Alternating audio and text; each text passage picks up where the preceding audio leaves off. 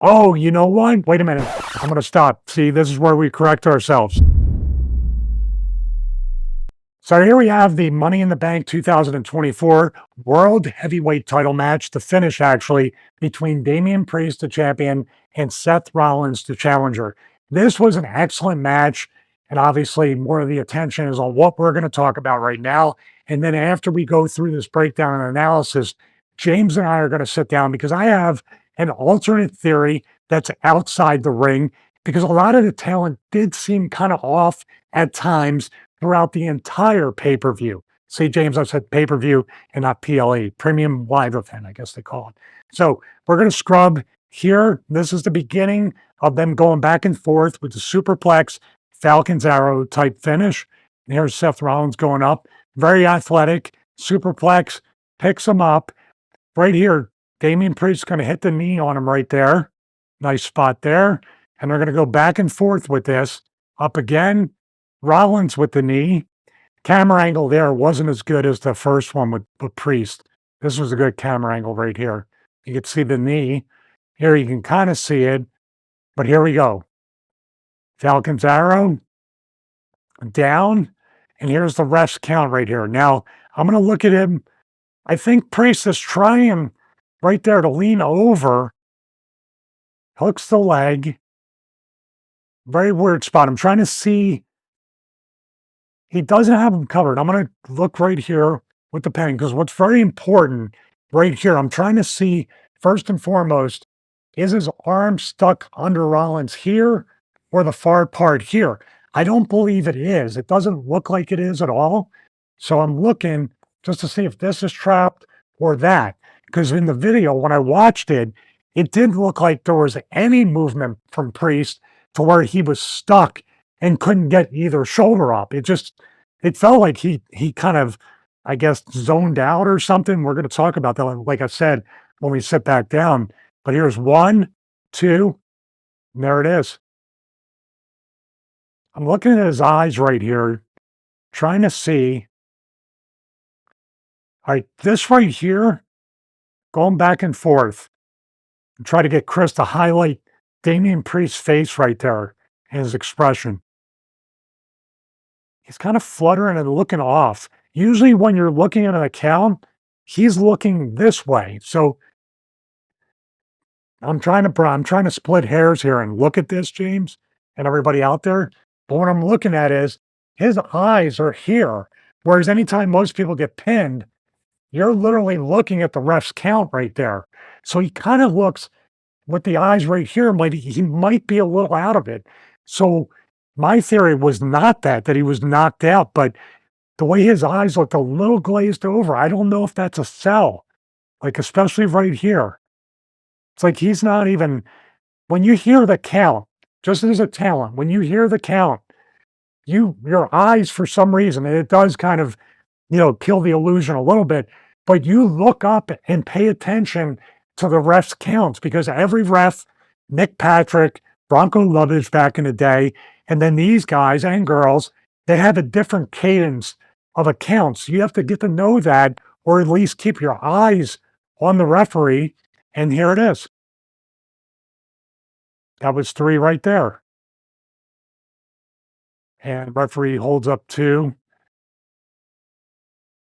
Now, the other theory is the lights come on because Drew's music hit. So maybe he wasn't supposed to kick out because Drew's music would have hit on 1 or 2, and then everybody, Rollins would have got up off of him and not pinned him. So that's kind of he looks like he might be a little out of it. Oh, you know what? Wait a minute. I'm going to stop. See, this is where we correct ourselves. Now, here's my question as we sit down after this, James. Here's the commentators table. Priest is looking this way. Is the entranceway the opposite from the commentary table? If so, Damien Priest, I would be paying attention to ref in case the music doesn't hit in time, but Priest is looking at the entryway to see if Drew's music's going to hit. That's my theory as I'm looking at this now. And then that face, I know that face. I've had that face before. Oh God. Oh no. And then the music hits because the light comes up, right? So it's a good 2, 3 seconds late on Drew's music hitting to cash in the briefcase. Yeah, that's definitely it. That sucks. This is where you should have the music hit early rather than late, because then the ref can count to get up, go through with that false finish or the false count, get up and check, and then Rollins can get up off him too. If you do it at 2, there's a chance there's gonna be that 1 second that the music guy does not hit the music, and you have a situation like this. So that's my theory now. I have an alternative theory that could have stacked up with this for the entire show, but that's what I think I'm leaning towards. He was looking for Drew and the music to hit and all that stuff, and Rollins even was facing that way to see if he could, you know, get up off of there or do whatever. He had to stay on Priest and cover him because if he just got up out of nowhere, well, it looked the same as what it did here. Basically, it got botched, and we're gonna talk about that term during the press conference too, but that's my theory right now. So there we go. We started out thinking it might have been one thing. We're now thinking it's a production error. Because I was looking at the Falcon Arrow and I was thinking, doesn't look like he landed high on his neck or anything like that. It looked fairly right. I mean, if you're on your back, let's presume we're going with the original hypothesis here and say it was a bad botch and he knocked him goofy. Would you be selling, or he didn't in fact, would he be selling with his eyes if he was flat on his back, and you sort of know that the camera's not really looking at your eyes anyway? Would you be, I mean, how would you deal with your eyes at that point if you were selling? Would you still be No, looking at the you ref would or you wouldn't always bother? no, you always assume the camera's somewhere finding you, whether you're talking, calling spots, not selling, uh, goofing off, ribbing each other in the ring. The cameras are everywhere. They definitely got the best camera angle for that because they would have gotten Seth's reaction when Drew's music hit if it hit on time. And Priest, it's hard. You want your eyes closed like you're knocked out, but you're not really knocked out. You got the wind knocked out of you. That's why sometimes it's almost better when you're looking back at the ref because it looks like you got knocked so silly you rolled your eyes in the back of your head because you're looking up. Really kind of like when people get knocked out in boxing, they talk about their eyes rolling in the back of their head or they're looking backwards, like counting the lights. But in this case, Priest, he looked like he was out of it, but I think he was trying to sell, but also looking for the cue. And that's what I see there. The only reason I did that was because I saw the commentary table and I go, wait a minute. I assumed they were in a different position, but they're literally both facing the aisleway, waiting for Drew and his music to hit and the cash in. The other theory that I had for the whole show is this is a pay-per-view weekend or a PLE weekend, as they say now. I don't know if they had any appearances. I don't know what type of travel day they had getting through Canadian border, customs. It's always a nightmare for talent to go through there. You know, they've always done it. It's always a hassle going from the US to Canada. Then, was your flight delayed? How was your rental car? Were you able to check into your hotel and get a good night's sleep or a rest? Did you have to go right to appearances? Did you feel like your entire rhythm was off from the second you left to go on the road? We've all had those days and weeks and sometimes months, years. But that's what I think with the whole show, it felt like there was a lot of these missed timings and things happening. Maybe the production people were held up at the border. There could have been all this stuff put in that people don't see and don't know about that really contributes. Now, I give wrestlers so much credit because they deal with it every single time they go on the road. There's always going to be a delay or a canceled flight or your room's not ready or your rental car got rented to somebody else and then you can't find a gym, you can't find food. It just snowballs. And these guys and these girls can go out there and perform live, no second takes, and do that. But if occasionally you're going to have where the chemistry's off, your mental makeup is lost because you had a hell of a day or weekend and you just don't feel like you're in rhythm. You could also be like, I ate crappy food and I'm lethargic, I'm bloated, I don't feel good, or I didn't eat enough, or I didn't hydrate. All these different things factor into any entertainer and or athlete that's going to perform. That's why I give them credit because we pay attention to this one thing right here, which happens about maybe to this level 2, 3% of the time. Those are great odds. Where is the music guy stationed? Because I think in the old days, to queue up some music, didn't you have like Gorilla was on someone in Gorilla position was on the phone to the truck and they said play whatever. You know, there was like a barriers of communication rather than someone right there at Gorilla. Do you know who queues up the music or sets it off or where they're positioned these days? I think there was a guy I was pretty friendly with that was doing stuff like that, was Tucker, but I'm not sure if he's doing lighting or music. Usually, if you're going up the ramp to Gorilla, if you go to usually to the left as you're going up towards ramp. So if you're coming down the ramp, it's to your right. There's always the boards and everything there. You notice like a lot of the talent, and I was one of them that would hide out behind those boards because it was pretty dark and not many people were up in that corner, and you're able to watch the show like a fan, but also I would watch what they would do, and that would be where they would hit the music, the lights, and they're all pre-programmed too. So you can hit like someone's entrance, and I believe it's timed like pyro and stuff like that, sometimes to the music, but there was a time where that was manual as well, and we saw plenty of mistakes with Kane's pyro and Batista's and stuff like that, but they're in the arena, and they do have a monitor, I believe. So they're not completely in the dark, literally or figuratively, and everyone's got headsets, and sometimes during main events, especially, you'll have the agent for the match with a headset and everybody's communicating. The agent usually, I think, would be there and say, "Hey, you gotta hit the music. It's time for them to come out." So I don't know if they got distracted for half a second or they went home a little early and they weren't ready for it.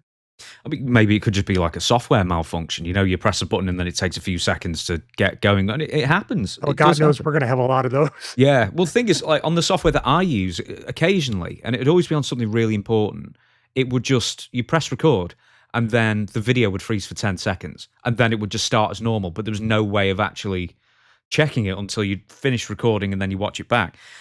Poor Damien Priest has had two bad looks here because he did the botch with, he got his leg trapped in the ropes the month before, I think, or the month before that, whichever one it was.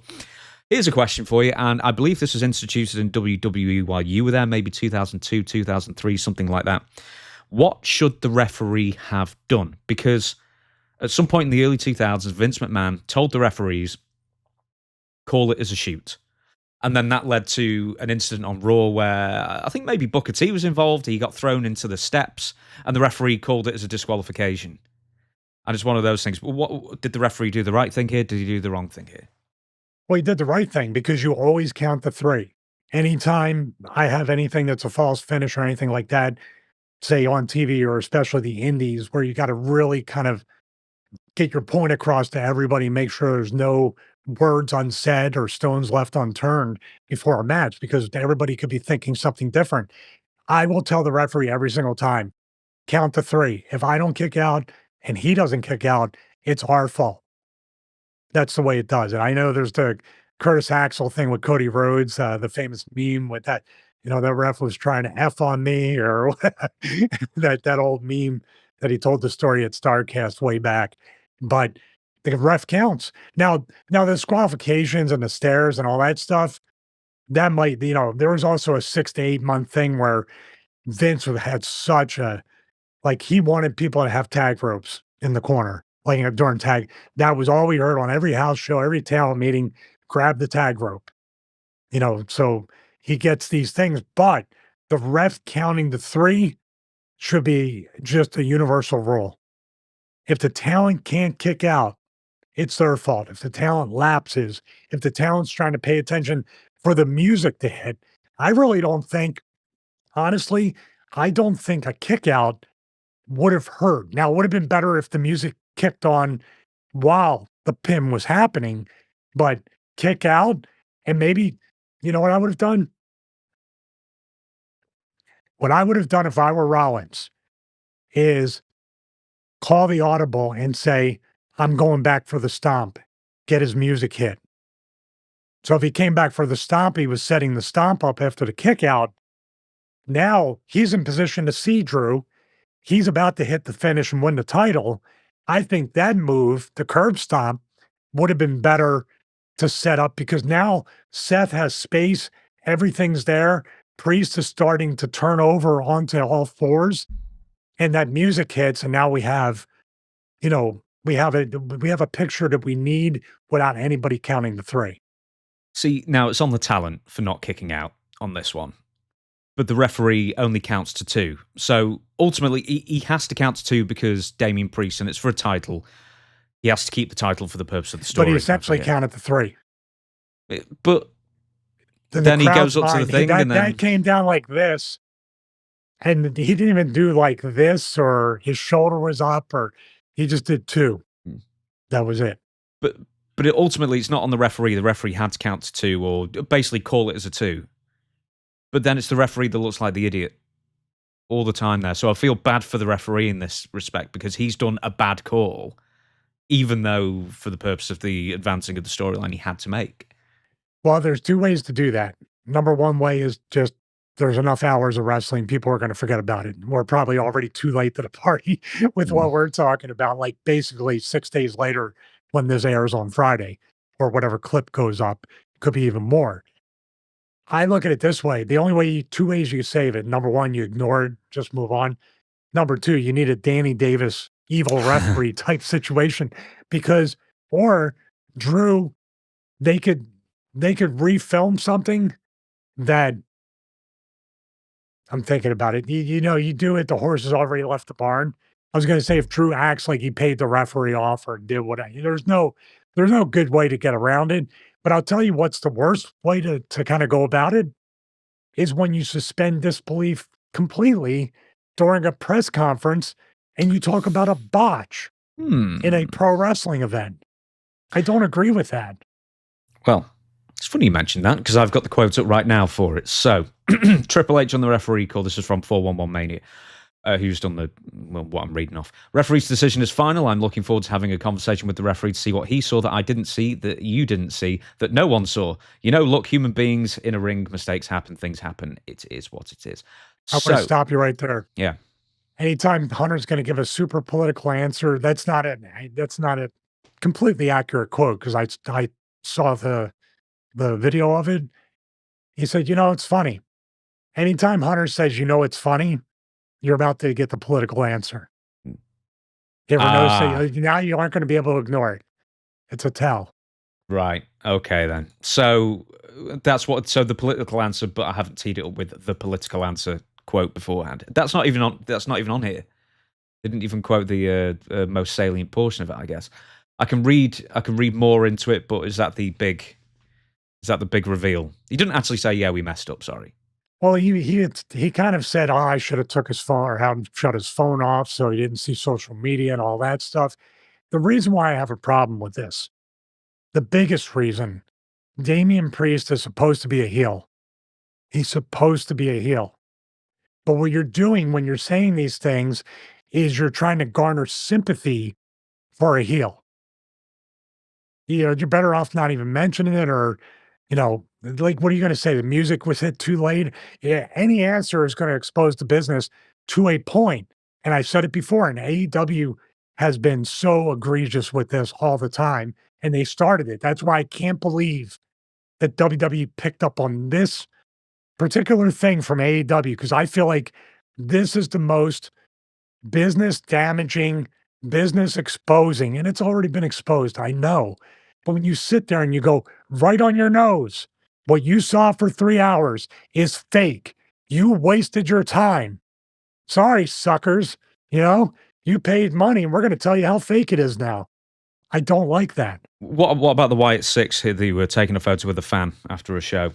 I know it's sort of similar in that kind of thing. Is that kayfabe breaking enough that it gets to you, or is that something different? You talking about a heel taking a picture with a fan after the show? Yeah, the Wyatt Six, the entire group took a photo with a Oh, fan in that like a was Denny's or something.